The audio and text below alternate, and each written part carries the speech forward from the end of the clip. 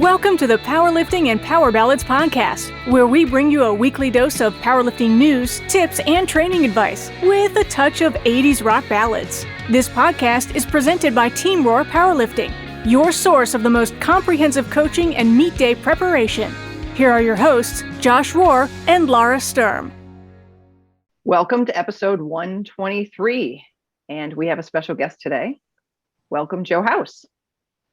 Thank you, Laura.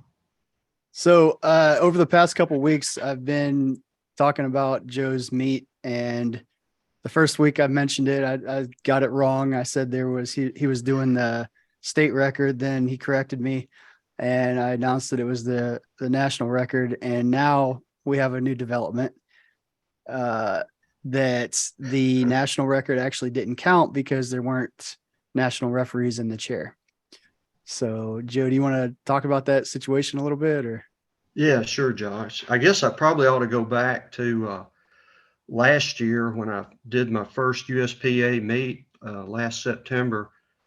And so Wade was helping me, Wade Johnson. He was really nice to help out when you weren't there with me. But yeah, we like Wade. Anyway, yeah. So, yeah, Wade's been really good to me, as you have. So, anyway, I was deadlifting, and Wade wasn't really telling me what the lifts were. And I was not familiar with the USPA protocols at that particular time relative to records. I really wasn't thinking about setting a record. But after my third lift, one of the people that were working the meet said, "That's got to be some kind of record." And so somebody yelled immediately and said, no, he did not declare it. And I went, okay. So on my part, that was ignorance, that I did not know that you had to declare you were going to do some kind of record. I didn't know what the records were anyway. So anyway, this next year came around, and there was also a meet at my gym, and that's where this meet was from the 2021. And that was the meet that I did because the meet in Sweden got canceled. So that was about the same time, and I was trained up, and I thought, well, I'll go ahead and see how I do, because we didn't get to go to the world meet. So this time I thought I was ready. So I looked 2 weeks before at I'd seen what the deadlift record was, and it was like, say, 440. Well, 2 days before the meet, I look again, and it was 485. And you and I had discussed, well, don't do anything crazy, and this is just kind of something we're going to do as a tune-up for the next meet. So I said, okay. So anyway, after I did my second deadlift, which was 440, I think. It felt really good, and I thought, okay. For my next lift, I think I might be able to do 487.5 because the national record was 485. So when I went over to the desk to give them my third lift, I said, I put the chips on, and we'll do 487.5 for. And I can't swear that I said national record.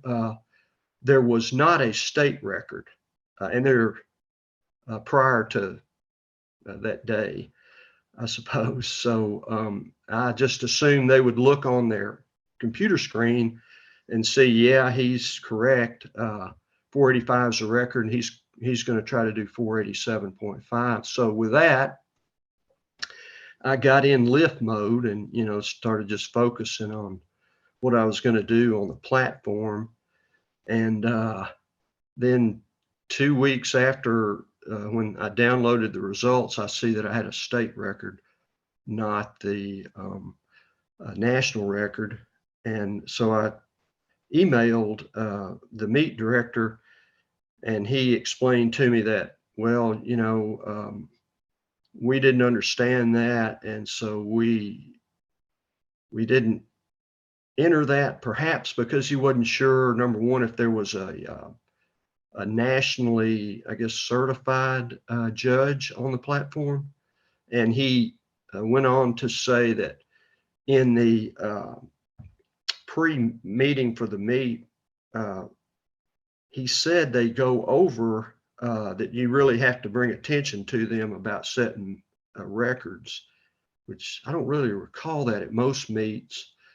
The protocol you have to, get with them on and make sure they know and look up on the computer screen before you do your lift. So with that being said, I guess that's the last thing I was thinking about, is looking at the computer screen to see whether it said it was a record attempt or not. So I guess that's. Yeah, well, and traditionally, when you turn in your attempt, you tell them it's going to be a national record in USPA, American record, and USA Powerlifting. And so the only thing I'm looking at the results. So you did 220.5 kilos on your third attempt. I know in USA Powerlifting, you cannot chip state records, only American records and above. I don't know if that's the rule in USPA or not, but if it is, then just by the chip being on there should have signified as well that it's a national record, and they should have, been aware of that and made sure that that was what was on the platform.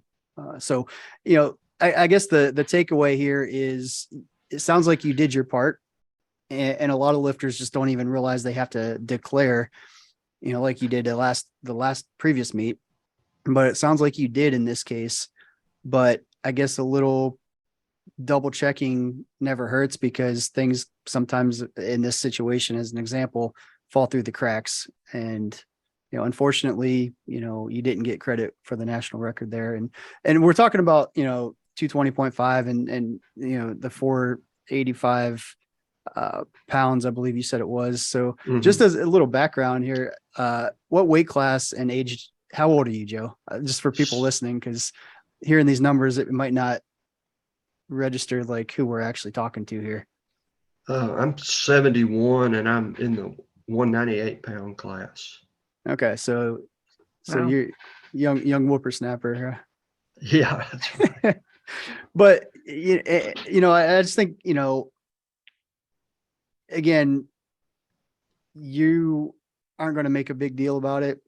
You've been competing since 2010 in powerlifting, and I think you got a long ways to go. But for some people that, this may have been their one and only chance to break a national record, this could be devastating for something like this to happen. So I think just the takeaway here is, even though if you do declare you do everything you're supposed to do, it doesn't hurt just to do one quick look over and, make sure that they're, getting things ready, or go to the score table, a few lifters before you're up and just say, hey, don't forget to make sure that the national refs are in the chair or something like that. And, there's always things like, we've been doing this a long time, and there's always something that is kind of a new scenario that pops up that we need to, be accounting for in the future. And this is kind of one of those. Yeah, I suppose too, I assumed a little bit too much in that if I were going for a state record, number one, there was no state record, so my opening attempt would have been one. And number two, the jump of 47.5 pounds on my third attempt for a state record, the logic's somewhat flawed, I guess, on that, why I would do that. And the meet director told me, after the meet, he said, well, I didn't think you were going to get that. That's too big of a jump. Well, that's so. So he realized it was a big jump, and it didn't. Yeah, boy.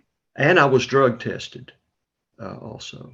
So. And you didn't realize that the national record wasn't in place for a couple of weeks after. That's right. Until they posted, and I downloaded a PDF file that had it highlighted as a state record. Yeah, that's very frustrating. Especially, technically you did everything you were supposed to do. So really that is on the meet director and on the staff. But as a meet director, I can say, like, yeah, ultimately the meet director is responsible for everything that goes on, but you also can't be doing every single job at the meet as it's happening. So things sometimes do fall through the cracks. And unfortunately, this is one of those situations that, we're unlucky in how things played out, but hopefully this is a, I guess, lesson for people. And, and again, I'm sure the meet director feels bad, because if it was a meet that I ran and this happened, like, I would feel horrible, but, hopefully we can use this as an opportunity for people to kind of light bulb go off, like, hey, even though we declared, we should probably double check going forward, because this is a scenario that, is rare, but it happens. Well, I'd like to give you a kind of a plug, and all coaches a plug, in that something like this happened at one meet. I'm not sure exactly what you and James Vang took care of it for me, but if people had hired a coach for meets, this is one thing that a coach will help you avoid, is all these little particulars and nuances that you would have. I feel confident that if you had been there, this wouldn't have happened. But I mean, like I say, we were just kind of doing this meet as a warm up, and we knew you weren't going to be there, because it wasn't a really critical meet to what, my goals are. Hindsight's 2020. I mean, would I have caught it? Probably, because that's something I just kind of instinctively do anyway, even on non-record attempts. I just make sure the bar's loaded for my lifter, make sure, so knowing that national referees are supposed to be in the chair, I would be likely looking for them to be switching out and double checking that stuff. But, maybe not. Maybe that's the one time that I don't notice it too. So, I mean, who's to say? But yeah, it's just going forward. That's something we're going to be extra diligent with, is paying attention to, and, make sure that never happens to us, at least going forward. How'd that third attempt feel? I didn't have a whole lot of room to spare, but it was okay. I didn't hitch it, or the mechanics were there. So nice. Yeah, I think when we talked, Joe, weren't we planning on topping out at like 450 at that meet? Yes, that's correct. Yeah. but like I said, that's a situation where the record just changed, and it's kind of like, well, your next meet's not till March. You're doing the Arnold, the Pro Series Finals for the Masters. So we got some time. So we didn't really train for this meet, but, kind of at the end of the day, what do you really have to lose going for it? So I didn't think you'd be too mad at me if I was. not if you make it. If you miss it, I might be upset. Yeah. Joe, we talked about this. Yeah, right. I said no. No, I wouldn't have been upset either way. I mean, that was kind of a rare scenario. Like, the record changed just a couple weeks prior, so we weren't really even looking at that as being that big. But I mean, yeah, I would have. I fully endorse you going for it. Thank you. Well, you want to go into the powerlifting situation? Sure. I'm going to read this one to you, Laura. I want to hear your answer first, and then I'll ask Joe too if he has any input. All right. So today's powerlifting situation, you can pick one person that will not be ready at weigh-ins when their name is called. And if this happens to this lifter, you win $1,000. Who do you pick? You can't talk to them ahead of time. You just have to pick one lifter at a meet, any lifter at a meet coming up. Is this a person that we know? It would have to be, probably. You would have to know at least of them. A certain powerlifter from Norway? Yeah, that's my answer too. So do I win $1,000 now? Well, no. So the scenario is this: like, you're at a meet and you can pick anybody at the meet that's gonna not be there in time. Looking at the roster, and yeah, it's one of those like hypotheticals. Like, you can't tell them like, "Hey, weigh in late. But if you had to bet, it basically is $1,000 bet. It's somebody that is gonna not make it to weigh-ins in time. Yeah. So I would say Jacob. So we had a lifter on our team for a while. He was from Norway. He was a good lifter, but he was very, very laid back. And sometimes he'd show up fairly late for weigh-ins, and he'd be like, "Oh, hey, Josh, I'm here." And Josh would be like, "We got 5 minutes to weigh in. Go get." Yeah, that was my answer too. 100% Jacob Inland. Like, if you're listening, Jacob, you made my hair gray just a little bit more than it had been previously. Because I remember it was the Georgia State meet one year. He weigh-ins closed at 8:30, lifting started at 9, and it's 8:25, and he just comes strolling in real casually, walking up to me, and he goes, "Good morning, Josh." I go, "Hey, good morning, Jacob." He's like, I go, "Did you weigh in yet?" He's like, "No, not yet." I'm like, "Get the hell out of here. Go weigh in. Quit talking to me."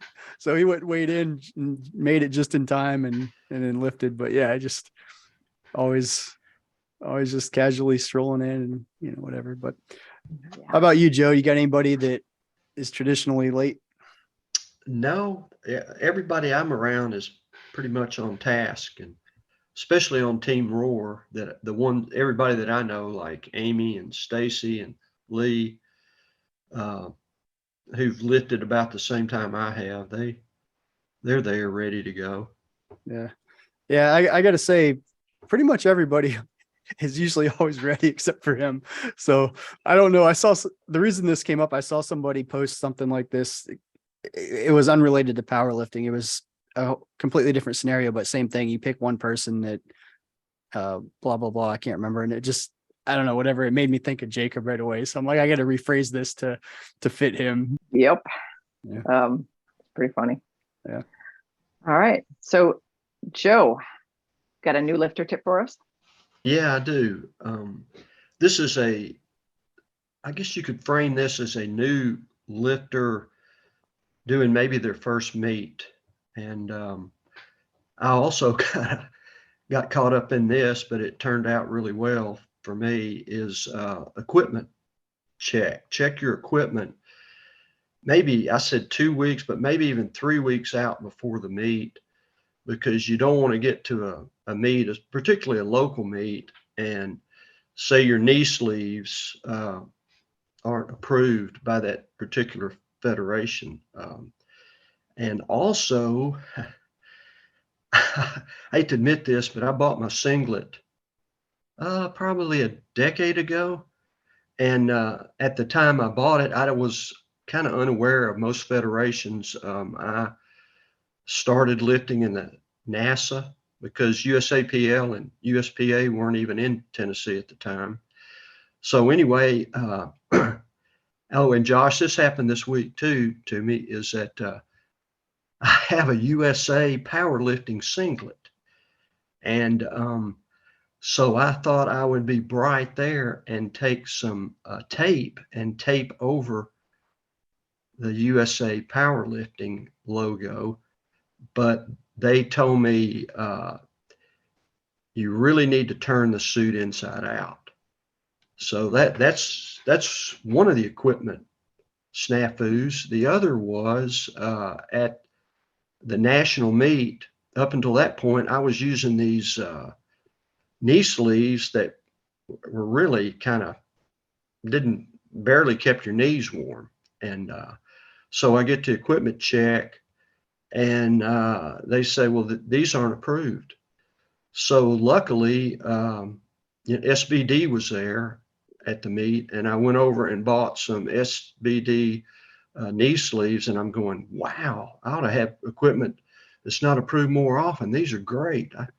These might give me 5 or 10 more pounds. So anyway, that you don't have that luxury at all meets where one of the vendors is there, so you could really get caught and not be able to use, whether it's your wrist wraps or your knee sleeves or your singlet or whatever it might be. So that's just something to keep in mind when you're going to do your first meet. Yeah, I agree. I think that's a huge one, because I'd see that pretty much every meet. I see somebody that has something that they're not allowed to wear, but they just had no idea. And a lot of people, I don't even think, realize there is a approved list of equipment. So, I think that's step one, is realizing that there is. But yeah, just, that's interesting about the singlet, because in USA powerlifting, you're allowed to put tape over a logo if it's not approved. In USPA, it sounds like you can't, but you can turn it inside out in USPA. But in USA powerlifting, you can't wear something inside out. So it's funny. They're actually kind of opposite rules a little bit, it sounds like. Mhm. Yeah, and I'm not real familiar with USPA rules, so that's one thing I wouldn't have even thought of. Luckily, you made it through. Yeah, I did. Hopefully, I'll be ready in 2 months for the next meet. Yeah, I think so. We just we just got to make sure that we're smart. You're 71, so like you can't do some of the dumb things that 20 and 30-year-olds get away with. We got to just be a little bit I smarter. can do them. Well, I can do dumb things. yeah, let me clarify. Right? Yeah, right. You can do dumb things, but it takes a lot longer, and sometimes the consequences are much greater when you're 71. It takes a little longer to recover and things like that. So You're right. I want to do more sometimes, and that's kind of a fine line on pushing myself, because I don't want to get in a position where I get hurt. And training with you, I haven't gotten hurt. I guess all this kind of came about after the coaching course I took from you was that 2018 or 2019, I think, right before COVID. And I had a goal of just to deadlift a certain amount, and competing really was secondary. I just wanted to do a certain deadlift in a meet and get it, rather than say 10 years from now, oh, back in the day in the gym, I did this, where I would actually have a lift recorded in a, sanctioned meet. And that's kind of how this started, and the so rest of it. you wanted to pull 500. You might as well put the numbers out there. Okay, correct. That's correct. And so I was able to get that. Plus, we were on a Zoom call, and Chris Elmore, after the COVID lockdown, I didn't have anywhere to train. I didn't have any weights anymore, and because I'd given them away.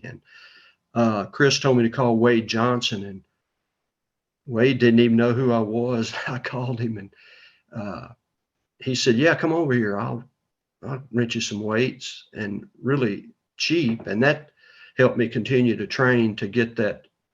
And I first pulled 500 at that mock meet you had at the Quest Gym in Atlanta. Yeah. And then following another USAPL meet in Mount Juliet. So you've pulled it a few times now. Yeah. Yeah. And I did 512 at that meet a year ago. I was 2 weeks from 70, and I was 1.7 pounds above the 198-pound class. So, well, you'll pull over 5 again this year. So no worries.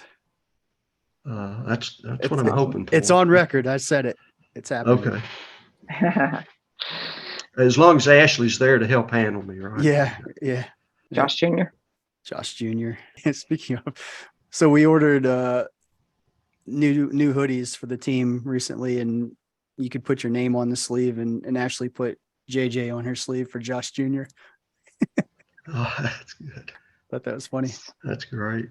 When's the next meet, Joe? March Arnold? the 4th. Yeah, I think it's on Friday. Yeah, March 3rd is Friday. Oh, 3rd. Okay, Yep. Excuse me.